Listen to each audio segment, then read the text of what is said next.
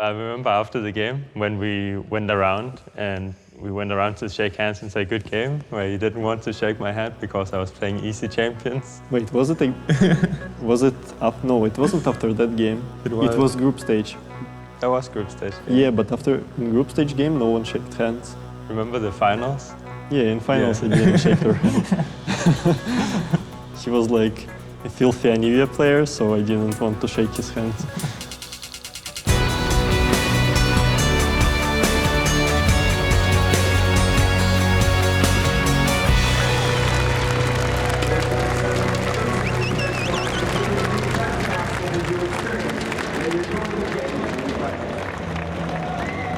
Me and Diamondbox never really talked a lot. I mean, we've both been playing for such a long time, but we never really had this, like, I don't know, friendly relationship or anything like that. We're just like two players. I think we respect each other. I think back then we did not. I didn't know English and I couldn't communicate with him very well, but inside the game I really disliked him as a player because he was playing the champs which I didn't respect, and he was playing in a team which play style I didn't respect as well. And the biggest competition was Moscow 5, and I think everyone in the world would agree that the toughest opponent would always really be Moscow 5. Moscow 5 taking it 2-0. The Comeback Kings, the gods of LAN it seems, have beaten their one and only rival, CLG. It is Diamondbox that was viewed a certain way, but I think it's more like the whole Moscow 5 was viewed a certain way. Like, the team itself was like very serious and very distant towards people, and they just like here to win and play some games, not so much to entertain people or to like have fun. They showed up like 40-50 minutes late, and it's like, oh well, we're here, let's play. I was like, what? Like, are you serious? Well, that's just kind of how Moscow 5 was. You never really knew what to expect, other than they were just like, gonna play their way of playing League of Legends. We were pretty much unbeatable in Europe and overall in the world. Like, there were some really few teams and players which could make us work hard in order to beat them. I think they had rivalries between other teams too, but not as big as the one against CLG, because we just met so many times. They became, for us, like kind of like a clear rivalry, which we wanted to beat in every tournament and we wanted to win. And basically it was also the only European team that stood a chance against us. All of the matches just meant a lot and we always wanted to win. I think the one that means the most to me is the DreamHack one.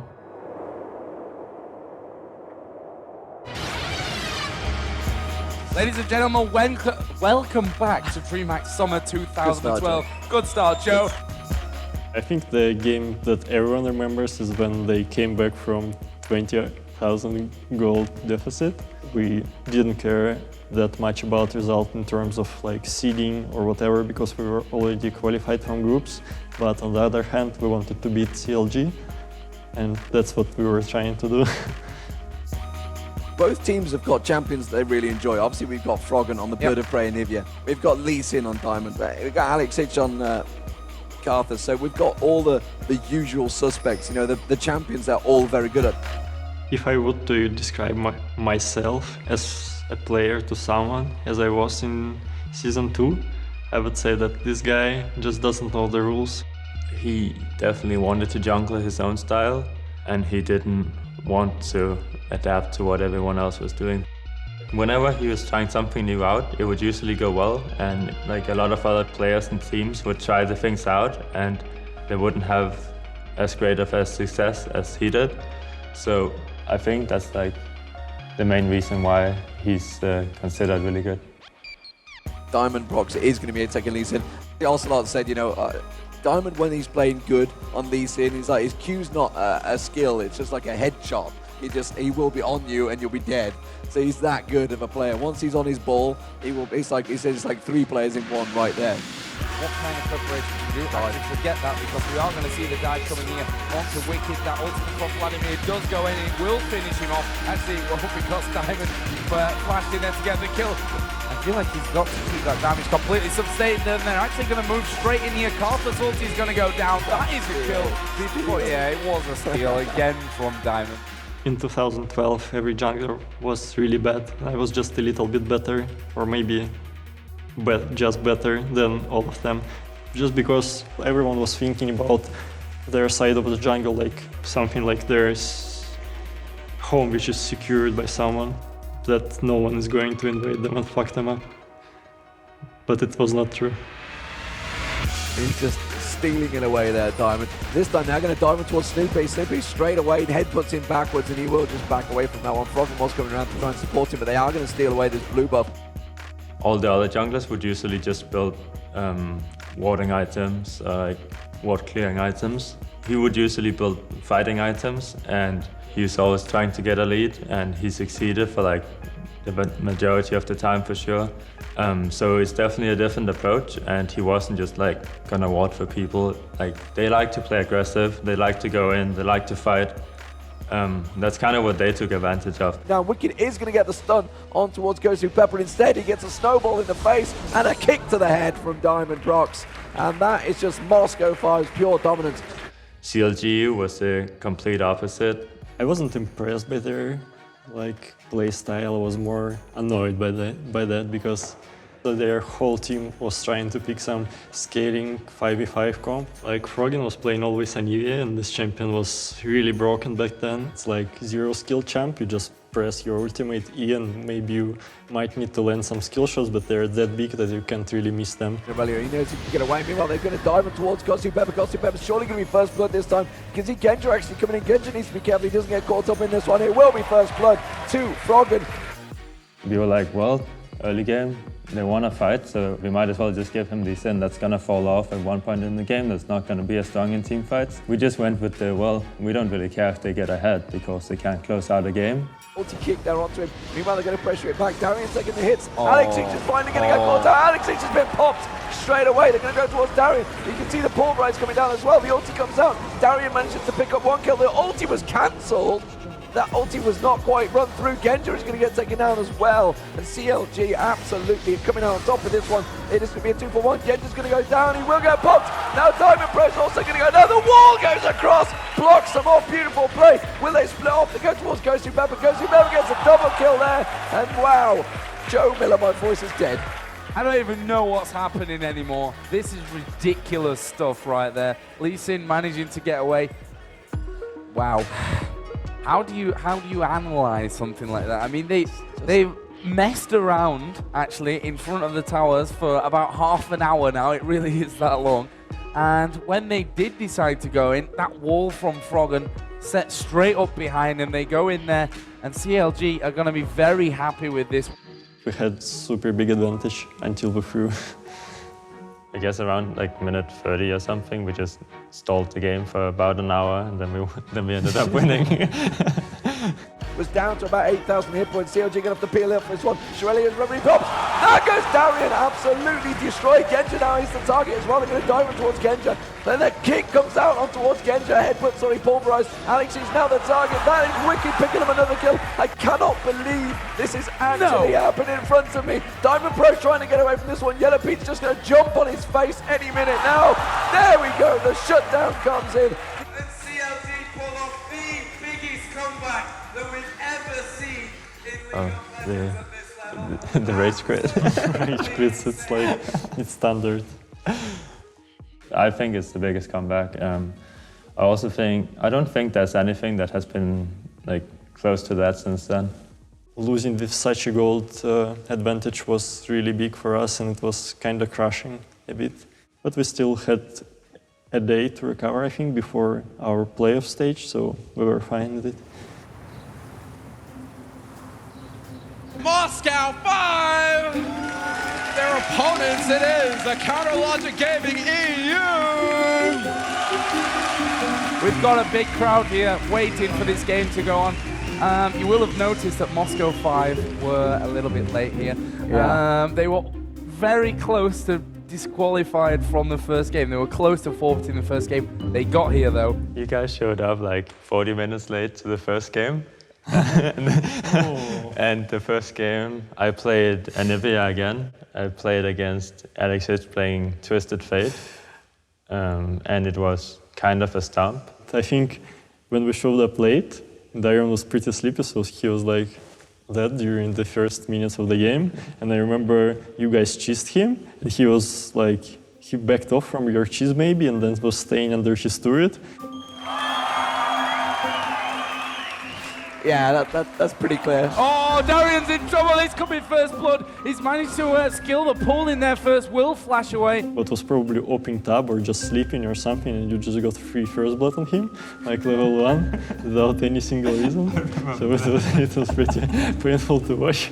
They can't get the dive in, and that was a bit of insane action right from the very start. M5 setting up that line defense. CLG may go in there. He's going to get the stun down. First blood to CLG. He's going to be picked up. The turret won't quite finish him off there, and Crepo will survive. CLG was the only team to ever beat M5 in the finals. And it's all left to Diamond to save this one, but frankly, he's going to have to hope for $1 million here. And CLG are going to be the champions of DreamHack Summer 2012. A phenomenal performance. And Demon, they just showed Moscow 5 are not unbeatable. After losing DreamHack 2012 against CLGU, we wanted to beat them in every offline and online tournament we've been playing together against, but we only had a few chances of playing against them in the future. In Season 2 Worlds, we both got the same place. We can say we both got third place, I guess. So we both lost in the semi-finals. And that is CLG and the whole of Europe out of the tournament. By the end of 2013 summer split, we were playing our match for the third place in the European LCS, which was basically, if you win, you go to World Championship. If you lose, you don't do anything. We were not playing our 100% by that time for sure, so it was a struggle for us, but we still managed to get to the World Finals, where we had a pretty good result as well. It's really sad to not go to Worlds, and that obviously changes a lot after that game, because after that game is when we kind of break up as a team, or we decide to go different paths. Some wants to go to NA, rest of us is staying in EU. So it is kind of what broke us apart, but I think it might eventually have happened anyway.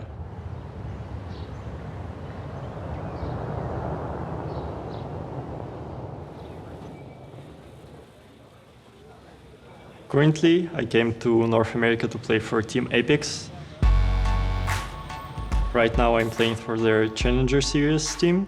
I'm trying to become as good as I imagine myself to be. In order to achieve that, I'm trying to improve my shot calling by adjusting it to the current meta, which is pretty new to the whole scene. I need to come to conclusions what is the best for my team to do in every given situation. Making my calls much more clear for everyone and kind of micromanage the team, because the guys are really great players in their roles, but they don't really know what to do on the map, so I need to kind of help them out with that, and also it will help any team that I will be in the future. It's something I've always wanted to do, is to live here in America. Why I chose EchoFox is me and Vic has a lot of the same ideas. I like the way he wants to go with the team. A big part of what I want to achieve in NA is also growing up to be a good leader, a good teammate. It's skills that I haven't really been able to develop while I was in Europe, but it's something I have been able to work a lot on while I've been in NA. As if we can. Go up. Good afternoon, everyone. We're getting ready to start up this 3-game set between Energy and EchoFox. Energy successfully takes the turret, but Fox will eventually answer here. GBM may go down. Oh man, he gets over the wall. Bear the stun lands! Oh, Froggen is gonna get the kill on GBM with some help from Big. When I first woke up to see how Froggen plays his game here, I saw him playing such an unusual champion for him. It was Anivio. I don't know why people let him play that. I think what allows us to play on the highest level for such a long time is something inside of us tells us to keep going, keep trying. We're both very experienced players because we've been playing for so long. So we have been through a lot. We know how the game can change and vary, and we know a lot of different metas. I think experience is a big part of it. On one side, it feels great that I improved some of my qualities a lot and learned so many things. On the other hand, looking back, I have a lot of disappointment in the results in some tournaments. Currently, I understand why those things happened, and I regret not fixing some of the issues we had. There's so many things I would have wanted to change, just like Diamond. Losing to a Super First in the World Championship too is like just feels bad. Wish we could have done something different to like change it in the meet in the finals. But I'm still pretty happy about it. I mean, I learned a lot from it. Froggen strong in a 1v1 though. Look, ouch. Froggen takes the down now and takes victory. How does he keep doing that? I think the lesson I learned from it the most is to give your best when it actually matters the most. Most of the time I gave my best when I wanted, but didn't give my best when it was needed. And also, giving your best doesn't mean that you have to play alone the best you can, but also you have to be the best teammate you can be in order to improve your team. 'Cause we're gonna be legends! There's a flash ball for Diamond! Get their attention! Moscow 5, take it over here. This will be Gambit into the quarterfinals. Dona's actually taken very low. He's got the dressing on this one. Right now I'm working on becoming kind of a player that I expect myself to be. And once I reach that level of play, I hope to play in the LCS and to actually show something big in it, and hopefully in the playoffs if my team make it there. I know like he would love to show off what he has because a lot of fans have been doubting him or like saying he's been falling off and stuff, and I know it's always nice to prove those people wrong. Gonna be legends! Gonna teach 'em all a lesson! Got this feeling in our souls we carry. It's about to be legendary. I think if we got to play each other again, it would be a lot of fun. Yeah, that would be an interesting experience. I would tell my team to pair Moban and Anivia for this series, and it's free win. He's still playing Anivia, check. He's still farming 200 per 20, check. And he's still pretty decent player. So yeah, he's almost the same. I think Diamond, he definitely got, I think, more mature and respectful.